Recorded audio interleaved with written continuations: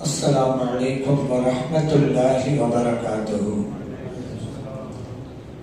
الحمد لله رب العالمين، والصلاة والسلام على سيدنا محمد وعلى آله وصحبه أجمعين. وما توفيقي إلا بالله، لا حول ولا قوة إلا بالله العلي العظيم. سبحانك لا علم لنا إلا ما علمتنا إنك أنت العليم الحكيم. கண்ணியத்துக்குரிய பெரியோர்களே, அன்பார்ந்த சகோதரர்களே, இஸ்லாத்தின் 50 கடமைகளில் 5வது கடமை ஹஜ் ஆகும். அது கூட நிறைவேற்றுகின்ற இன்னொரு வணக்கம் உம்ராவாகும். இந்த வணக்கத்திற்கு ஹஜ் என்றும் உம்ரா என்றும் ஏன் பெயர் சூட்டப்பட்டது என்று கேட்டால், ஹஜ் என்கின்ற அரபி சொல்லுக்கு நாடுதல் என்பது பொருளாகும். இந்த வணக்கத்தை செய்யக்கூடியவர் அல்லாஹ்வுடைய இல்லமான கஅபாவை நாடி செல்கிறார். ஆகவே அந்த வணக்கத்திற்கு ஹஜ் நாட்டம் என்று பெயர் சூட்டப்பட்டிருக்கிறது. அதுபோன்று உம்ரா என்கின்ற வார்த்தைக்கு அரபி மொழியிலே உம்ரா என்று நாம் சொல்கிறோம் அல்லவா, அதற்கு தமிழிலே ஜியாரா சந்தித்தல் என்பது பொருளாகும். இந்த வணக்கத்தை நிறைவேற்றுபவர் அல்லாஹ்வுடைய இல்லமான கஅபாவை சந்திக்க செல்கிறார். ஆகவே இந்த வணக்கத்திற்கே உம்ரா சந்தித்தல் என்று பெயர் சூட்டப்பட்டிருக்கிறது. ஹஜ்ஜுக்கும் மற்ற வணக்கங்களுக்கு மத்தியிலே இருக்கிற வேறுபாடுகள் பல உண்டு. அவற்றில் முக்கியமாக நாம் சொல்ல வேண்டுமானால், எந்த ஒரு வணக்கமாக இருந்தாலும் ஒன்று பொருள் சார்ந்த வணக்கமாக இருக்கும் அல்லது உடல் சார்ந்த வணக்கமாக இருக்கும். ஆனால் ஹஜ் மட்டும் வித்தியாசமாக அமைந்திருக்கிறது. தொழுகை என்று எடுத்துக்கொண்டால் அது உடல் சார்ந்த வணக்கம். அதே போன்று நோன்பு உடல் சார்ந்த வணக்கம், ஜகாத் பொருள் சார்ந்த வணக்கம். உடலும் சார்ந்திருக்கிறது, பொருளும் சார்ந்திருக்கிறது. அப்படிப்பட்ட ஒரு வணக்கம் என்னவென்றால் அதுதான் ஹஜ் ஆகும். இங்கே செலவு செய்ய வேண்டும், உடலால் பல வணக்க வழிபாடுகளும் நிறைவேற்ற வேண்டும். இப்படி ஒரு தனி சிறப்பம்சம் இந்த ஹஜ்ஜுக்கு உண்டு. அதே போன்று வேறு வணக்கங்களை எடுத்துக்கொண்டால், இறைவன் சொன்னான் என்பதற்காக நாம் நிறைவேற்றுகிறோம் என்றிருந்தாலும் கூட அந்த வணக்கம் செய்தால் நல்லதுதானே என்று நம்முடைய அறிவு கூறும். நோன்பு என்று எடுத்துக்கொள்ளுங்கள், இறைவன் சொன்னால் நாம் நோக்கிறோம், அது ஒரு விஷயம். ஆனால் மருத்துவர்கள் கூறுகிறார்கள் நோன்பு நோற்பது உடலுக்கு நல்லது, உடல் நலனுக்கு நல்லது. அதே போன்று பல வியாதிகளுக்கும் அது மருந்தாக அமைகிறது என்று டாக்டர்கள் கூறுகிறார்கள்.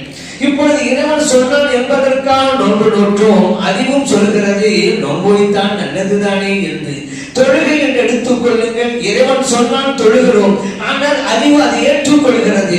குனிந்து நிமிர்கின்ற போது அது ஒரு உடல் பயிற்சி, உடலுக்கு நல்லதுதான், அறிவு ஏற்றுக்கொள்கிறது. ஆனால் ஹஜ் என்கின்ற வணக்கத்தை எடுத்துக்கொண்டால் அறிவுக்கே பொருந்தாத செயல்பாடுகளை எல்லாம் நாம் செய்வோம். இறைவன் சொன்னான் அந்த மினாவுல போயிருங்க, நபி ஸல்லல்லாஹு அலைஹி வஸல்லம் அவங்களும் சொன்னாங்க மினாவுல இருங்க, அரபாவுல போயிருங்க. அங்க வந்து எந்த ஒரு வணக்கமும் நாம் விருப்பப்படி செய்யலாம், அது ஒரு விஷயம். ஆனால் அங்கு போய் அமர்வது கட்டாய வணக்கம், அரபாவிலே போய் உட்காருவது கட்டாய வணக்கம். ஏன் அங்கேயே போய் உட்காரணும்? மார்க்கம் சொல்கிறது அங்க போய் உட்கார்கிறோம், அவ்வளவுதான். அதே போல கண்டறிகிறோமே, அறிவு அதை செய்திருக்கிறதா? அப்படி கண்டறிந்தால் ஏதாவது நமக்கு உடலுக்கு பலன் கிடைக்கிறதா? இல்லை, ஆனாலும் செய்கிறோம். ஏன்? மார்க்கம் சொல்கிறது நான் செய்கிறேன், இறைவன் சொன்னான் செய்கிறேன், இறைத்தூதர் ஸல்லல்லாஹு அலைஹி வஸல்லம் அவர்கள் சொன்னார்கள் செய்கிறேன். இங்கே நம்முடைய அறிவை கழற்றி மூட்டை கைத்து விட்டு எனது ரப்பு சொன்னான் செய்கிறேன் என்கின்ற அந்த அடிப்படையான தவக்குள் இருப்பதால் தான் இறைவன் மிகவும் மகிழ்ந்து போகிறான். அவனுடைய அறிவை ஏற்றுக்கொள்ளாவிட்டாலும் கூட நான் சொன்னேன் என்பதற்காக செய்கிறானே என்று இறைவன் நினைக்கின்ற போது மகிழ்ந்து நம்முடைய பாவங்கள் அனைத்தையும் அழித்து போட்டு விடுகிறான். ஆகவேதான் நபி ஸல்லல்லாஹு அலைஹி வஸல்லம் அவர்கள் கூறினார்கள், மன் ஹஜ்ஜ ஃபலம் யர்ஃபுத் வலம் யஃப்சுக். ஒருவர் ஹஜ் செய்கிறார், அவர் சொல்லாலும் எந்த தவறும் செய்யவில்லை, செயலாலும் எந்த தவறும் செய்யவில்லை, தூய நிலையிலே ஹஜ்ஜை நிறைவேற்றுகிறார். ரஜஅ கயௌமி வலதத்துஹு உம்முஹு, அன்று பிறந்த பாலகனை போன்று திரும்பி வருகிறார். புகாரிலே பதிவு செய்யப்பட்ட ஹதீஸ். எல்லா பாவங்களும் அழிக்கப்பட்டு தூய நிலையிலே திரும்பி வருகிறார். என்ன காரணம்? இறைவன் சொன்னான், இறைவனுக்காக நான் அர்ப்பணித்துக் கொண்டு விட்டேன், அவன் சொன்னால் செய்து விடுவேன், என் அறிவுக்கு பொருந்துகிறதா இல்லையா என்றெல்லாம் பார்க்க மாட்டேன் என்று தன்னை முழுமையாக இறைவனிடம் ஒப்படைத்தல் என்கின்ற வணக்கம் ஹஜ்ஜிலே உண்டு. ஆகவேதான் சொல்கிறான், நான் அவர்களுடைய பாவங்களை எல்லாம் மன்னித்து விட்டேன். இப்படி ஒரு சிறப்பு இந்த ஹஜ்ஜுக்கு உண்டு. அந்த ஹஜ்ஜை யாருக்கு கடமை? இறைவன் சொன்னான், வலில்லாஹி அலன் நாஸி ஹஜ்ஜுல் பைத்தி மன் இஸ்ததாஅ இலைஹி சபீலா.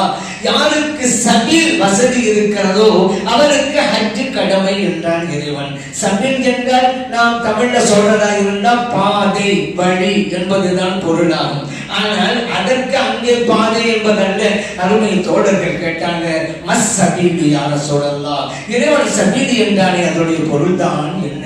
நபி ஸல்லல்லாஹு அலைஹி வஸல்லம் அவர்கள் கூறினார்கள், அஸ்ஸாது வர்ராஹிலா, பண வசதி, பயண வசதி, இந்த இரண்டும் யாரிடம் இருக்கிறதோ அவருக்கு கடமை. சபீல் என்றால் அதுதான் பொருள் என்றார்கள் நபிகள் நாயகம் ஸல்லல்லாஹு அலைஹி வஸல்லம் அவர்கள். எத்தனை தடவைகள் கடமை?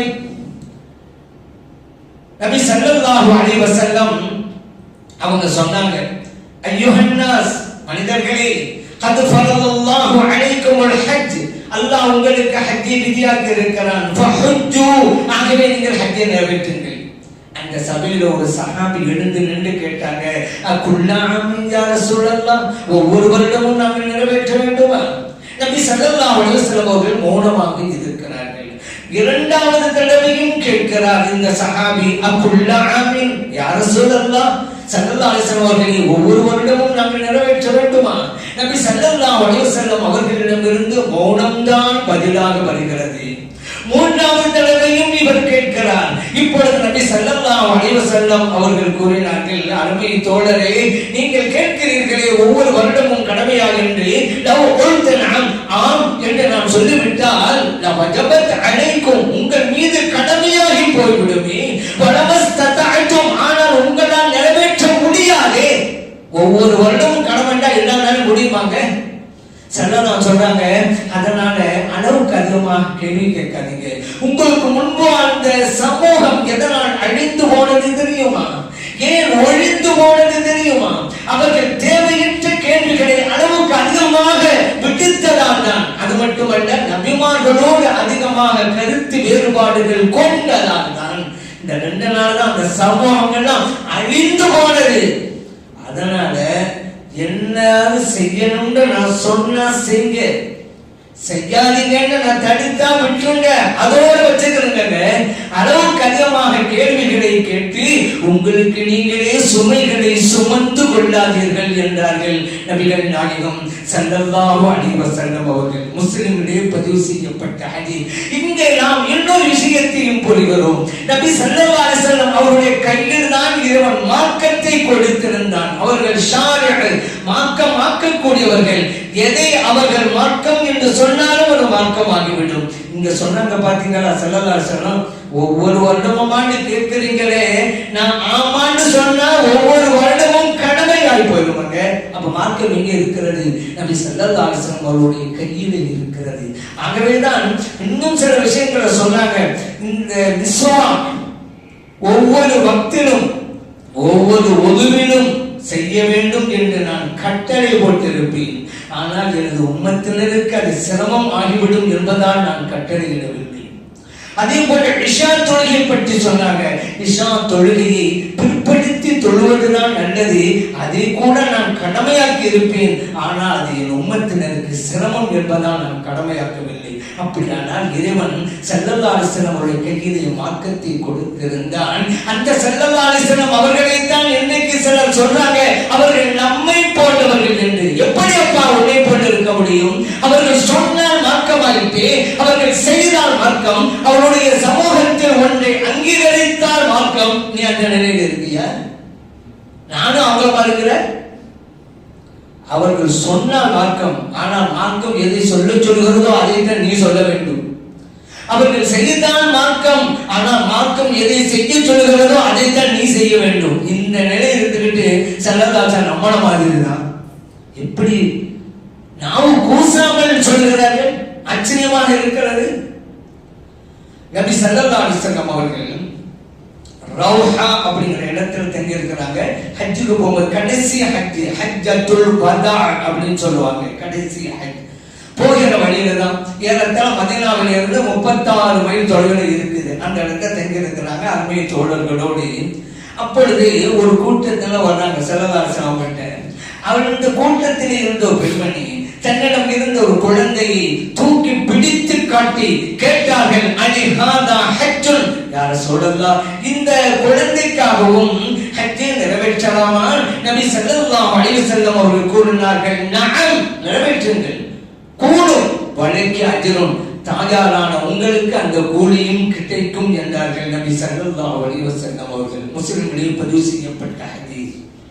இந்த ஹதீஸிலிருந்து தான் சிறுவர்கள் ஹஜ் செய்யலாம், உம்ராவும் செய்யலாம்ங்கிற சட்டத்தை இமாம்கள் எடுத்திருக்கிறாங்க. இன்னைக்கு சின்ன பிள்ளைலாம் போறாங்க இல்ல, சின்ன பிள்ளை பார்க்கலாம், எல்லாம் கட்டுக்கிட்டு தவாஃப் செய்யற இடத்துல பார்க்கலாம். சின்ன பிள்ளை எல்லாம் கட்டுக்கிட்டு அப்படியே தவாஃப் செய்வாங்க. அவங்க எல்லாம் உம்ராவும் செய்யலாம், ஹஜ் செய்யலாம். சட்டம் இந்த ஹதீஸில் இருந்து தான். ஆனால் ஒன்று கடமை நீங்காது. சின்ன பிள்ளை கூட்டிட்டு போகணும், அந்த பிள்ளைக்காக வேண்டி ஹஜ்ஜை நிறைவேற்றணும் வச்சுக்கிறீங்க. அந்த பிள்ளை பருவம் அடைந்ததற்கு பின்னாலே இறைவன் பண வசதியை கொடுத்திருந்தால் ஹஜ்ஜை நிறைவேற்றி ஆக வேண்டும், கடமையாகிவிடும். இல்ல நான் சின்ன பிள்ளை இருக்கும் போதே செஞ்சுட்டேன் அப்படின்னா சொல்லி தப்பிக்க முடியாது. சிறு குழந்தையா இருந்த போது ஹஜ்ஜி செஞ்சா கூடுமா? கூடும், அவ்வளவுதான், கடமை நீங்காது. பருவம் அடைந்ததற்கு பிறகு அந்த வசதி வாய்ப்பு இருந்தால் ஒரு கட்டாயம் செய்துதான் ஆக வேண்டும் என்பதையும் நாம் நினைவிலே கொள்ள வேண்டும்.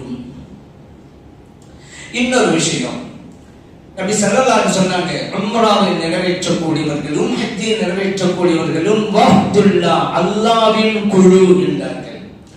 கூட்டம் வெளியூரில் வந்து பயணக்குழு, அந்த பயணக்குழு தான் வஃதும்பாங்க. இன்னொரு வகையில் சொன்னால் இறைவனின் விருந்தாளிகள், ஹாஜிமார்களும் உம்ராவை நிறைவேற்ற வந்தவர்களும்.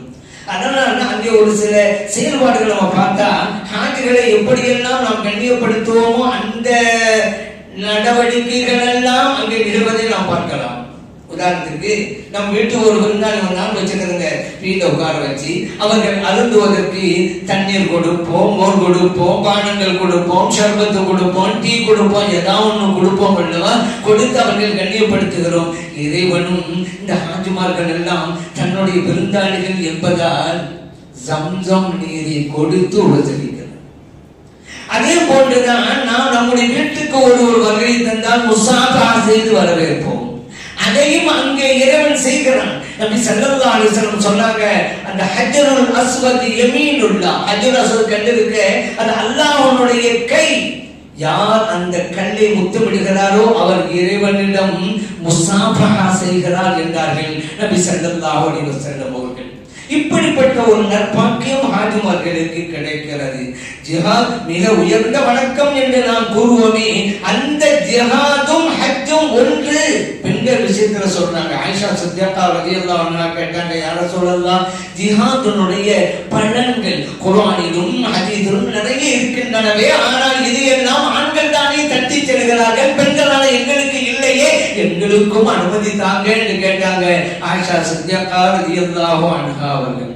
நபி ஸல்லல்லாஹு அலைஹி சொன்னாங்க, ஜிஹாதுக்குன்ன அல் ஹஜ், உங்களுடைய ஜிஹாத் நீங்கள் நிறைவேற்றுகின்ற ஹஜ் என்றார்.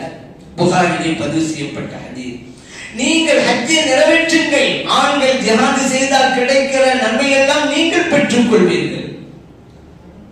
அப்படின்னா இதுல இன்னொரு விஷயத்த புரியுறோம், என்ன, இந்த பெண்களுக்கு ஜிஹாத்னு ஒண்ணு இல்லைன்னு. ஆனா இன்னைக்கு ஒரு கூட்டம் நடு ரோட்ல பெண் நிக்க வச்சு எங்க படிக்க வைக்கன்னு சொன்னா, சல்லல்லாஹு காலத்துல பெண்கள் ஜிஹாத் போனாங்கல்ல, எதுக்கு போனாங்க? புகார்ல இருக்குதுல்ல, நஸ்தி, தண்ணீர் கொண்டு வந்து கொடுப்போம், எங்கள் பணி அது. காயப்பட்டவர்களுக்கு சிகிச்சை செய்வோம். மருத்துவம் தெரிந்த பெண்மணிகள், இன்னைக்கு நர்ஸுகள்லாம் இருக்கிறாங்கல்ல, அந்த மாதிரி அந்த காயப்பட்டவர்களுக்கு இந்த மருத்துவம் தெரிந்த பெண்கள் போனாங்க. இது புகாரி இருக்குது, நாங்க போன இதுக்குதான் போனோம்னு. வாழெடுத்து ஓர்தொடுக்கவா போனாங்க? அப்படி இருக்குது ஹதீஸ்ல. அப்படி இருந்திருந்த ஆயிஷா சித்திகா ரலியல்லாஹு அன்ஹா ஏன் கேட்டாங்க, எங்களுக்கு அனுமதி தாங்கன்னு ஏன் கேட்கணும்? தவறுகளை தான் நினைத்ததை சாதிப்பதற்கு தான் கருதுகின்ற கருத்துக்களை இளைஞருடைய உள்ளத்திலே புகுத்துவதற்கு எப்படியெல்லாம் ஹதீஸை வளைக்கிறார்கள், புரட்டுகிறார்கள் பார்த்தீர்களா? பெண்கள் நடவடிக்கை வேணுமா, ஆதாரம் வேணுமா, பெண்கள் போனாங்களே, ஏன்பா போனாங்க, அதே பார்க்கணும். சரி, இப்ப நபி ஸல்லல்லாஹு அலைஹி வஸல்லம் அவர்கள் பத்ரி ஹஜ் என்பதற்கும் விளக்கம் தருகிறார்கள். ஸல்லல்லாஹு ஹஜ் போனாங்களே, கடைசி ஹஜ் ஹஸ்அம் என்கின்ற கூட்டத்தை சார்ந்த ஒரு பெண்மணியார் வந்தார்கள். யா ரசூலல்லாஹ், எனது வாப்பா வாகனத்திலே ஏறி அமர்வதற்கு தகுதி அற்றவராக இருக்கிறார், சக்தி இல்லை. அதனால என் தந்தைக்காக நான் பத்ரி ஹஜ் செய்யலாமான்னு கேட்கிறாங்க. நபி ஸல்லல்லாஹு சொன்னாங்க, நான் செய்யல அப்படின்றாங்க. இந்த ஹதீஸ் புகாரில் பதிவு செய்யப்பட்டிருக்கிறது. இந்த ஹதீஸ் அடிப்படையில் தான் ஒருவர் செல்வம் இருக்கிறது, ஆனால் அவரால் பயணிக்க முடியாது, தன் சார்பாக ஒருவரை அனுப்பி வைக்கலாம், அவர் இவருக்காக ஹஜ்ஜை நிறைவேற்றுவார். அந்த ஹஜ் எல்லாம் அந்த பலன் எல்லாம் இவருக்கு வந்து சேர்ந்துவிடும். இந்த சட்டம் இந்த ஹதீஸ் தான் எடுக்கணும். இந்த ஹதீஸ்ல இன்னொரு விஷயத்தையும் புரிகிறோம். பத்ரி ஹஜ் நிறைவேற்றுபவர் ஆணுக்கு ஆணாக இருக்க வேண்டும், பெண்ணுக்கு பெண்ணாக இருக்க வேண்டும் என்கின்ற அவசியம் இல்லை. கேட்டது பெண்மணி அவருடைய தந்தைக்காக ஸல்லல்லாஹு நமக்கு கொடுக்கிறாங்க. தந்தை ஆண், செய்யக்கூடிய பத்ரி செய்யக்கூடியவங்க பெண்மணி, மகளார். ஒரு ஆணுக்கு பெண்மணி பத்ரி ஹஜ்ஜை நிறைவேற்றலாம், ஒரு பெண்மணிக்கு ஆண் மகனும் ஹஜ்ஜை நிறைவேற்றலாம். பத்ரி ஹஜ். இந்த பத்ரி ஹஜ்ஜை நிறைவேற்றுவதற்கு இன்னொரு பந்தனம் ஒன்று இருக்கிறது. என்ன? இந்த ஹஜ்ஜை நிறைவேற்றக்கூடியவர், பத்ரி ஹஜ்ஜை நிறைவேற்றக்கூடியவர் அதற்கு முன்பாக ஹஜ் செய்திருக்க வேண்டுமா தனக்காக, அல்லது ஹஜ்ஜை செஞ்சாதவராக இருந்தாலும் பரவாயில்லையா அப்படின்னு ஒரு கேள்வி. இது ஹதீஸிலே ஒன்று வருகிறது. அந்த ஹஜ்ஜின் போது ஒரு தோழர் நியத்து வச்சாங்க, லப்பைக் அன் சுப்ருமா அப்படின்னாங்க. சுப்ருமாவுக்காக இந்த ஹஜ்ஜை நான் நிறைவேற்றுகிறேன். ஸல்லல்லாஹு கூப்பிட்டாங்க, வாங்க சுப்ருமா, நீங்க மண் சுப்ருமா. சுப்ருமா யாரு? அந்த தோழர் சொன்னாங்க, எனது உறவினர், அவருக்காக இந்த ஹஜ்ஜை நிறைவேற்றேன். இப்ப நபி ஸல்லல்லாஹு கேட்டாங்க, ஹஜ்ஜத் அன் நஃப்ஸிக, உங்களுக்கு நீங்க ஹஜ்ஜை நிறைவேற்றிட்டீங்களா அப்படின்னு கேட்டாங்க. இல்லை யா ரசூலல்லாஹ், அப்படியான இந்த ஹஜ்ஜை உங்களுக்கு நிறைவேற்றுங்க, சும்மா சுப்ருமா, பிறகு அடுத்து வரக்கூடிய அடுத்த ஆண்டுகள்ல நீங்க சுப்ருமாவுக்காக நிறைவேற்றலாம் அப்படின்ட்டாங்க நபி ஸல்லல்லாஹு அலைஹி வஸல்லம் அவர்கள். அதனால இந்த ஹதீஸை வைத்து ஷாஃபிஈ இமாம் கூறுகிறார்கள், பத்ரி ஹஜ்ஜை நிறைவேற்றுபவர் ஏற்கனவே தனக்காக ஹஜ்ஜை நிறைவேற்றுவராக இருக்க வேண்டும். அது ஒரு நிபந்தனை. காரணம் ஹதீஸில் படி இருக்கிறது. ஹனஃபி மதுரை இந்த நிபந்தனை இல்லை. அப்ப அவங்க விளக்கம் கொடுக்கிறாங்க, இது ஏற்றங்கிற வகையில ஒருவர் பத்ரி ஹஜ் போறாரா, ஏற்கனவே அவர் ஹஜ்ஜி செஞ்சவராக இருந்தால் நல்லதுங்கிற அடிப்படையில தான் நபி ஸல்லல்லாஹு அலைஹி சொன்னாங்க. இது ஒரு நிபந்தனையாக சொல்லல. காரணம், ஹஜ்ஜுடைய சட்ட திட்டங்களை எல்லாம் நபி ஸல்லல்லாஹு அலைஹி சொல்லும் பொழுது இப்படி ஒரு நிபந்தனையை ஷரத்தை கூறவே இல்லை. இது சிறந்ததுங்கிற அடிப்படையில் சொல்லி இருக்கிறாங்க என்கிற விளக்கத்தை ஹனஃபி சார்ந்த இமாம்கள் சொல்லி தருகிறார்கள். இறந்து போனவருக்கு ஹஜ் நிறைவேற்றலாமா? நிறைவேற்றலாமே. ஏன்? புகாரில் பதிவு செய்யப்பட்ட ஹதீஸ், ஒரு தோழர் வந்தார், யா ரசூலல்லாஹ், என் தாயார் ஹஜ்ஜை நிறைவேற்ற வேண்டும் என்று நேர்ச்சி செய்திருந்தார். அதை நிறைவேற்றுவதற்கு முன்பாகவே இவ்வுலகை விட்டும் மறைந்து விட்டார். அந்த மறைந்து விட்டு என் சகோதரிக்காக நான் ஹஜ்ஜை நிறைவேற்றலாமா? நபி ஸல்லல்லாஹு அலைஹி வஸல்லம் பதில சொல்றதுக்கு முன்னால் ஒரு கேள்வி வச்சாங்க. அருமை தோழரே, இறந்து போன உங்கள் சகோதரிக்கு கடன் இருந்தால் அந்த கடனை அடைப்பீர்களா மாட்டீர்களா? அடைப்பீர் யா ரசூலல்லாஹ். ஃபக்லே தைன் அல்லாஹ், அப்படியானால் அல்லாஹ்வின் கடனை அடையுங்கள் என்றார்கள். நேர்ச்சி என்பது அல்லாஹ்வுக்கு ஆற்ற வேண்டிய கடன், அந்த கடனை கொடுங்க அப்படின்றாங்க. புகாரில் பதிவு செய்யப்பட்ட ஹதீஸ். அதனால இறந்து போனவர்களுக்கும் ஹஜ்ஜை நிறைவேற்றலாம். இன்னைக்கு சில பேர் அதெல்லாம் ஏற்றுக்கொள்வாங்க. இறந்து போனவங்களுக்கு தர்மம் செய்யலாமா, சதகா செய்யலாம். இறந்து போனவங்களுக்கு ஹஜ்ஜு அது செய்யலாம். இறந்து போனவங்களுக்கு குர்ஆன் ஓதலாமா? குர்ஆன் ஓதி அந்த நன்மை சேர்த்து வைக்கலாம். அது கூட ஏங்க நபி ஸல்லல்லாஹு அலைஹி வஸல்லம் சொல்லிருக்காங்க, இக்ரவு யாசின் அலா மௌதாக்கும், உங்கள் மரணித்தோருக்கு யாசின் சூராவை ஓதுங்கள். அபூ தாவூதிலே, இப்னு மாஜாவிலே, அஹ்மதிலே பதிவு செய்யப்பட்டிருக்க. அது பலவீனம். குர்ஆனை ஓதுவதற்கு பலவீனமாக்கி விட்டார்கள். சரி, அடுத்து ஆனா இன்னைக்கு சைகான ஹதீஸை கூட அறிவுக்கு பொறுக்காவிட்டால் அதையும் நாங்கள் தள்ளுபடி செய்து விடணும்னு சொல்லிட்டு இருக்காங்க. அறிவு சரி, இதுதான் ஆபத்தானவர்களுங்கிறது. கொஞ்சம் கொஞ்சம் போன கடைசி அடிப்படைக்கு ஆபத்து வந்துடும். தர்காவை காமிச்சு எடுத்துட்டாங்களா, கொஞ்சம் கொஞ்சமா விஷ கருத்துக்கள் சொல்லிட்டே வர்றாங்க. தர்காவை எதிர்த்துட்டேனால இவங்க என்ன சொன்னாலும் எடுபடுது. தர்காவை எதிர்த்து தான் சொல்றாங்க. ஆனால் அதை விட ஆபத்தான ஷிர்க்கு கொண்டு போய் நிறுத்தி இருக்கிறார்கள். இறைவனுக்கு உருவம் உண்டு, அரசியல் உட்கார்ந்துட்டு இருக்கான் அப்படின்னு சொல்லி உட்கார வைத்து அல்லாஹ்வை உட்கார வைத்து இவர்கள் வணங்கிக் கொண்டு இருக்கிறார்கள். ஏன் அந்த சந்தோஷமான பூனைக்கு பயந்து புலிவாயில மாட்டிக்கிட்ட மாதிரிங்கிறதெல்லாம் இது. தர்கா ஷிர்க்குன்னு காமிச்சு பச்சை செல்வம் நிறுத்தியாச்சு இளைஞர்களை எல்லாம். சரி, நபி ஸல்லல்லாஹு அலைஹி வஸல்லம் அவர்கள் செஞ்சிருப்பாங்கல்ல, இது யாசின் ஓதுறதுன்னு ஒண்ணு இருந்திருந்தா இறந்து போனவங்களுக்கு நபி ஸல்லல்லாஹு அலைஹி வஸல்லம் குடும்பத்துல எவ்வளவு பேர் இருந்தாங்கல்ல, அவங்களுக்கு யாசின் ஓதிருக்கணும்ல, அப்படி ஓதுனாங்களா? இல்ல. சரி, இப்ப நம்ம கேட்டோம், இறந்து போனவங்களுக்கு தர்மம் செய்யலாமா? தர்மம் செய்யலாமே. நபி ஸல்லல்லாஹு அலைஹி வஸல்லம் குடும்பத்துல எவ்வளவு பேர் இருந்திருக்காங்கல்ல, அவங்களை யாராவது ஒருவருக்கு ஸல்லல்லாஹு அலைஹி வஸல்லம் தர்மம் செஞ்சாங்களா? ஆதரவாங்களா? ஸல்லல்லாஹு செய்தாலும் செய்வோம், அங்கேயே போச்சு. சரி, இறந்து போனாங்க, ஹஜ் செய்யலாமா? ஹஜ் நிறைவேற்றலாம். ஸல்லல்லாஹு அலைஹி வஸல்லம் குடும்பத்தில் எத்தனை பேர் இறந்து போனாங்கல்ல, அவங்களுக்கு நபி ஸல்லல்லாஹு அலைஹி வஸல்லம் ஹஜ் செஞ்சாங்களா? ஆதரவாங்க? இல்ல. நபி ஸல்லல்லாஹு அலைஹி வஸல்லம் செய்யாவிட்டாலும் கூட தர்மம் செய்யலாம், ஹஜ் செய்யலாம். ஆனா இந்த குர்ஆனுக்கு மட்டும் ஸல்லல்லாஹு அலைஹி வஸல்லம் செஞ்சாங்களா? அப்பா இளைஞர்கள் ஏமாற்றுவது. ஹதீஸ் என்றால் என்ன?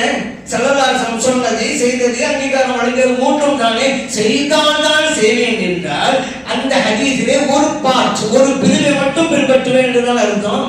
சொன்னால் ஹதீஸ் தானே, நிறைவேற்றமா இல்லையா? அப்ப அந்த ஹதீஸை கூறு போடுவதா? செய்தால் செய்வோம், சொன்னா அந்த ஹதீஸ் இல்லையா? ஹதீஸ் தானே. யாசர் ஓதுன்னு சொல்லிவிட்டாங்க நம்ம ஸல்லல்லாஹு அலைஹி வஸல்லம் அவர்கள். அபூ தாவூத் பதிவு செய்யப்பட்டு விட்டு அந்த ஹதீஸ் ஆதாரபூர்வமானது சஹீஹ் என்று இமாம் அபூ தாவூத் ரஹ்மத்துல்லாஹி அலைஹி சொல்றாங்கல்ல. சரி, இப்போ இன்னொரு விஷயமும் நம்ம தெரிந்து கொள்ளணும். நபி ஸல்லல்லாஹு அலைஹி வஸல்லம் அவர்கள் இந்த ஹஜ்ஜை பற்றி சொல்லும் பொழுது மன் அராதல் ஹஜ்ஜ ஃபல்யுஅஜ்ஜில் அப்படின்னாங்க. அபூ தாவூத் பதிவு செய்யப்பட்ட ஹதீஸ்.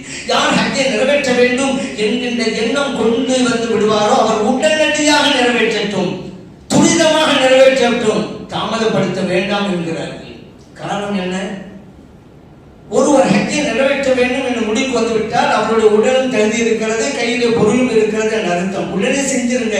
இறைவன் கொடுத்த வாய்ப்பை பயன்படுத்திக் கொள்ளுங்கள். இவர் அடுத்த வருஷம் பார்க்கலாம், அடுத்த வருஷம் பார்க்கலாம், பின்னால பார்க்கலாம், கொஞ்சம் வயசு வந்ததுக்கு பார்க்கலாம், கொஞ்சம் பக்குவம் வந்ததுக்கு பார்க்கலாம், அப்படின்னு சொல்லவங்களா இருக்கிறாங்க. அதுக்கு ஒரு பக்குவம் வரட்டும். ஏன்னா ஊருக்கு ஹஜ்ஜு போயிட்டு வந்தா ஹாஜாரு வாங்கலாம் மக்கள்.